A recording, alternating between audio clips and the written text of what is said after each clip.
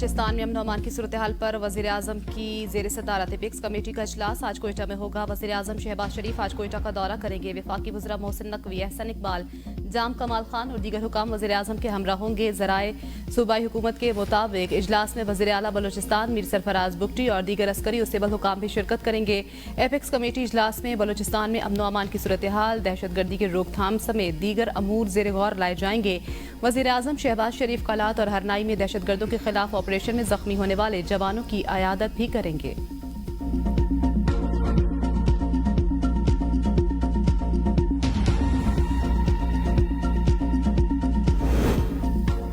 Islamabad high court में जजेस की तैनाती के खिलाफ इस्लामाबाद बार का आज डिस्ट्रिक्ट बार और हाई कोर्ट में हड़ताल का ऐलान। मुल्क भर की बार कौंसिल से अदालती कार्रवाई के बाइकआउट का मुतालबा। इस्लामाबाद बार की जजेस की तैनाती पर वजारत कानून के नोटिफिकेशन की शदीद मजम्मत।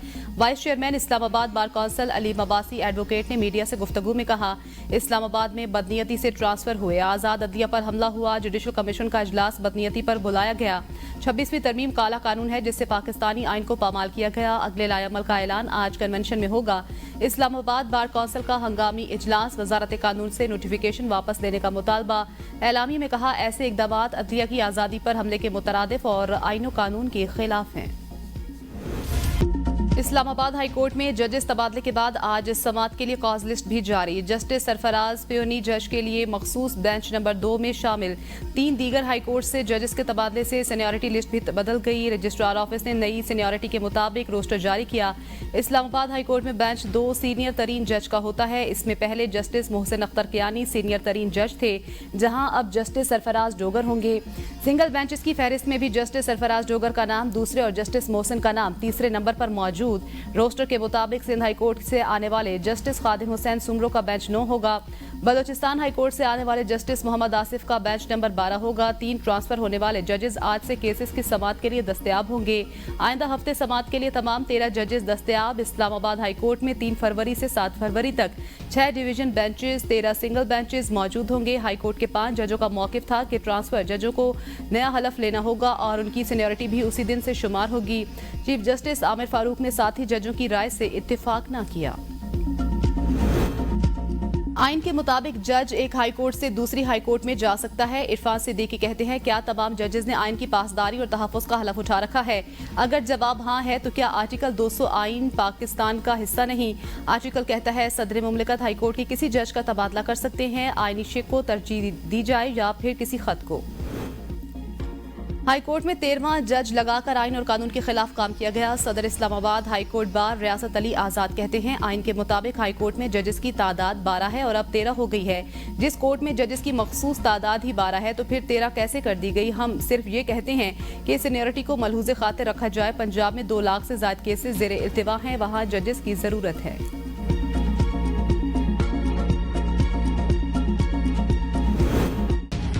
आइन सदर को इख्तियार देता है किसी भी जज का ट्रांसफर कर सकते हैं। सदर सुप्रीम कोर्ट बार मियां रऊफ ने कहा कि ज़रूरी है इस जज की भी मर्जी शामिल होनी चाहिए। इस्लामाबाद दारुल खलाफा है, यहाँ सबकी नुमाइंदगी होनी चाहिए। 6 जजेस ने जो खत लिखा था उस वक्त के चीफ जस्टिस को एक्शन लेना चाहिए था। तहरीके इंसाफ के नौमुंतखब सूबाई सदर जुनेद अकबर का पार्टी के पहले ही इजलास में दबंग ऐलान। IG खैबर पख्तूनख्वा को वार्निंग भी दे दी। कहा, अगर एक भी वर्कर गायब किया गया तो सूबे भर में धरने की कॉल दूंगा। वज़ीर आला गवर्नेंस में पार्टी पर फोकस करेंगे। पार्टी में जज़ा सजा का निज़ाम लाएंगे। बानी PTI ने मुझे जिम्मेदारियां दी, उम्मीद है सवाबी में सबसे बड़ा जलसा होगा। हम वज़ीर आला की रहनुमाई के साथ जाएंगे। जुनेद अकबर की सरबराही में होने वाले इजलास में वज़ीर आला खैबर पख्तूनख्वा अली अमीन गंडापुर शरीक न हुए। इजलास में शिरकत के लिए वज़ीर आला को दावत भी नहीं मिली थी।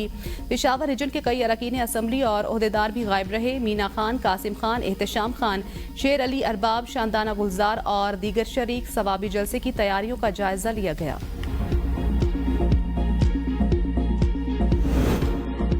PTI वालों को बगैर इजाजत इस्लामाबाद आने की कोई छूट नहीं। चौथी बार भी इस्लामाबाद आने का शौक पूरा कर लें। बैरिस्टर अकील मलिक कहते हैं, PTI की बातें पाकिस्तान मुखालिफ और मुल्क दुश्मनी पर मबनी हैं। सदर ट्रंप से PTI ने अनोखी उम्मीदें लगा ली थी। इदारे अपनी हदूद में रहकर काम करेंगे तो मुल्क तरक्की करेगा।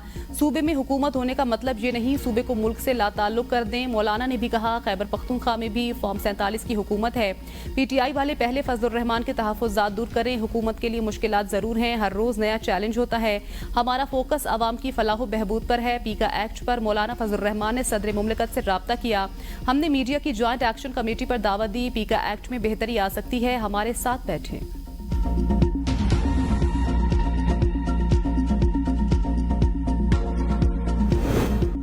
इक़्तिदार में आकर 26वीं आईनी तरमीम खत्म कर देंगे। असद कैसर का सवाबी में इज्तिमा से खिताब, कहा हम अदालतों को जालिमों के शिकंजे से आज़ाद करवाएंगे। 26वीं आईनी तरमीम के बाद अमलन अदालती निज़ाम को खत्म और महकूम बना दिया गया है। मुतनाज़ पीका एक्ट के जरिए आज़ादी इजहार पर पाबंदी लगाई गई है। 8 फरवरी को एक्ट के खिलाफ आवाज़ उठाएंगे। पीका एक्ट को वापस लिया जाए, इस मामले में हम सहाफ़ी बरादरी के साथ हैं। 8 फरवरी का जलसा पाकिस्तान की सियासत का रुख बदलेगा। चोरी किए गए मैंडेट को हम वापस लेंगे। 17 सीटों वाले शहबाज शरीफ को वज़ीर आज़म बनाकर मुल्क के साथ ज्यादती की गई। बानी पीटीआई तारीख का सबसे बड़ा डाकू है। उसने तोशाखाना से घड़ी चोरी की, 190 मिलियन पाउंड की चोरी भी की। हम पहले भी कहते थे ये चोर है, करप्ट है, लेकिन अब दुनिया को पता लग गया है कि इसने डाका डाला। वजीर इत्तलात अताउल्लाह तारड़ का तकरीब से खिताब, कहा अब हमारा दौर शुरू हो चुका, नहूसत के बादल छट गए। शहबाज शरीफ की क़यादत में मुल्क तरक्की कर रहा है। आज तक मुल्क में जितनी भी तरक्की हुई नून लीग के दौर में हुई। पीटीआई को अवाम के मामलात से कोई सरोकार नहीं था। इन्होंने अवामी मामलात के बजाय कैश इकट्ठी की। ये लोग 4 साल तक अंगूठियां लेने में लगे रहे। ये वो लोग हैं जो शोहदा की बेहुरमती करते हैं। इनके सियासी मकासद पाकिस्तान के खिलाफ हैं। हम पाकिस्तान को भी मजबूत करेंगे और मईशत को भी।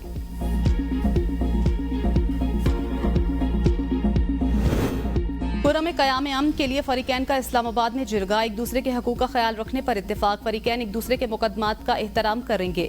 जिरगा मेंबर सैयद रजा हुसैन के मुताबिक जिरगा में क़याम अमन के लिए ज़रूरी इक़दामात पर बातचीत हुई। दोनों फरीकैन के अमायदीन के जिरगे की दूसरी नशिस्त आज पेशावर में होगी।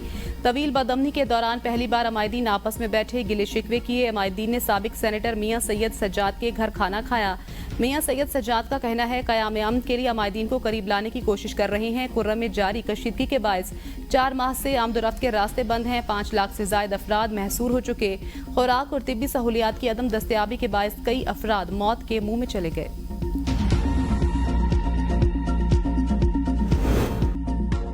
पाकिस्तान अफगानिस्तान में बाहमी ताउन से पोलियो का खात्मा होगा। वज़ीर आज़म शहबाज शरीफ का इस्लामाबाद में साल 2025 की पहली कौमी इंसदाद पोलियो मुहिम के इफ्तिताह की तकरीब से खिताब, कहा पाकिस्तान के करोड़ों बच्चों को पोलियो से महफूज करेंगे। पिछले साल पोलियो के पाकिस्तान में 77 केस सामने आए। इस साल जनवरी में पोलियो का 1 केस सामने आया। आलमी इदारों और शराकतदारों के साथ मिलकर पोलियो का खात्मा करेंगे। इंसदाद पोलियो के लिए ताउन पर WHO यूनिसेफ के मशकूर हैं। हमने मुल्क के कोने कोने से पोलियो का खात्मा करना है। सऊदी अरब, बिल गेट्स फाउंडेशन और दीगर के साथ मिलकर पोलियो का खात्मा करेंगे।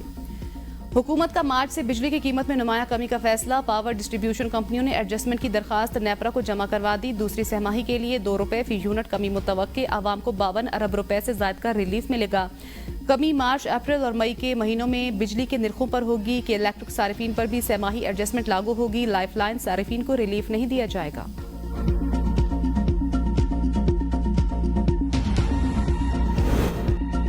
रमजान से पहले चीनी महंगी, हुकूमती दावे धरे के धरे रह गए। मुल्क में चीनी की औसत कीमत 150 रुपए फी किलो से तजावुज कर गई। मुख्तलिफ शहरों में चीनी की फी किलो औसत कीमत में 10 रुपए तक इजाफा। इस्लामाबाद और रावलपिंडी में चीनी फी किलो 160 रुपए में फरोख्त होने लगी। हुकूमत ने चीनी बरामद करने से पहले कीमत ना बढ़ने का वादा किया था। आवाम ने चीनी की कीमतों में इजाफा मुस्तरद कर दिया। इजाफा फौरी वापस लेने का मुतालबा। IMF की शराइत पर ज़राई टैक्स का निफाज जरूरी है। वज़ीर आला सिंध मुराद अली शाह कहते हैं पंजाब और खैबर पख्तूनख्वा ज़राई टैक्स से मुतल्लिक़ कानून साजी कर चुके हैं। मुराद अली शाह ने सिंध काबीना का इजलास आज तलब कर लिया। इजलास में ज़राई टैक्स से मुतल्लिक़ कानूनी मुसवदे की मंजूरी दी जाएगी। ज़राई के मुताबिक वज़ीर आला सिंध ने पीपल्स पार्टी की क़यादत की हिदायत पर पार्टी अरकान सिंध असम्बली को एतमाद में लिया। पार्लिमानी पार्टी को ज़राअत पर टैक्स से मुतल्लिक़ कानून साजी से आगाह किया गया। पीपल्स पार्टी के अरकान सिंध असम्बली ने रहनुमाओं के सामने अपने तहफ़्फ़ुज़ात रखे और राय का इजहार किया। सिंध में ज़राई आमदन पर भारी टैक्स लगेगा। कानून का मुसवदा सामने आ गया। ज़राए के मुताबिक कानून का नाम Sindh agricultural income tax act 2025 होगा। सिंध में सालाना 6 लाख ज़राई आमदन पर सिफर टैक्स, 12 लाख तक ज़राई आमदनी पर 15% टैक्स लागू होगा। सालाना 12 लाख से 16 लाख तक ज़राई आमदनी पर 20%, 32 लाख आमदनी पर 30%, 56 लाख तक ज़राई आमदनी पर 40% और सालाना 56 लाख से जायद ज़रई आमदनी पर 45% टैक्स अदा करना होगा। सालाना 15 करोड़ तक की ज़रई आमदन पर सुपर टैक्स नहीं होगा। 20 करोड़ तक ज़रई आमदनी पर 1% सुपर टैक्स और सालाना 50 करोड़ से जायद ज़रई आमदनी पर 10% सुपर टैक्स लागू होगा। सिंध असेंबली इजलास में कानून आज मंजूर होने का इम्कान। Anti corruption establishment Khyber Pakhtunkhwa की तश्कील नौ का फैसला। नई खुद मुख्तार एंटी करप्शन अथॉरिटी कायम की जाएगी। नए तंजीमी ढांचे के तहत 6 रीजनल और 2 सब रीजनल दफातर कायम किए जाएंगे। झूठी शिकायत के इंदराज और तहकीकात में बददयानती के खिलाफ भी सजा दी जाएगी। वज़ीर आला को इजलास में ब्रीफिंग। अली अमीन की मुसवदे को जल्द हतमी शक्ल देकर मंजूरी के लिए काबीना में पेश करने की हिदायत। कहा, बानी चेयरमैन के विजन के मुताबिक करप्शन के खिलाफ जीरो टॉलरेंस पॉलिसी पर अमल पैरा है। एंटी करप्शन के इदारे को नए खतूत पर उस्तवार करने से बदउनवानी के खात्मे में मदद मिलेगी। लोगों को बेजा हरासा करने का सिलसिला भी खत्म हो जाएगा।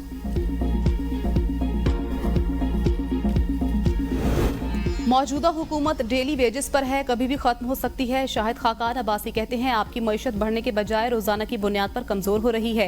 मौजूदा हालात में मुल्क में कारोबार के मौके मौजूद नहीं। इस हुकूमत को इकोनॉमी की कोई समझ नहीं।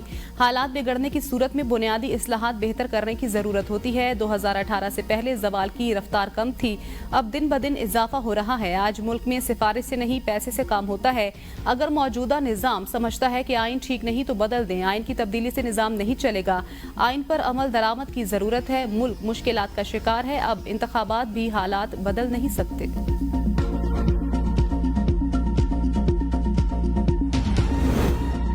जजेस के इस्तीफों से मुल्क को कोई नुकसान नहीं होगा। वफाकी वजीर सनअत व पैदावार राना तनवीर हुसैन कहते हैं, अवाम को जल्द इंसाफ की फराहमी के लिए नए जजेस लगाए जा रहे हैं। मुल्क के दुश्मन बैरूनी फंडिंग से पाकिस्तान को कमजोर करने की कोशिश कर रहे हैं। बानी पीटीआई की तखरीबकारी के बावजूद पाकिस्तान के दोस्त ममालिक करीब आ गए। पाकिस्तान के अमरीका के साथ अच्छे ताल्लुकात, दीगर ममालिक के साथ अमरीकी इक्तिसादी तनाज़ात का पाकिस्तान पर कोई असर नहीं होगा।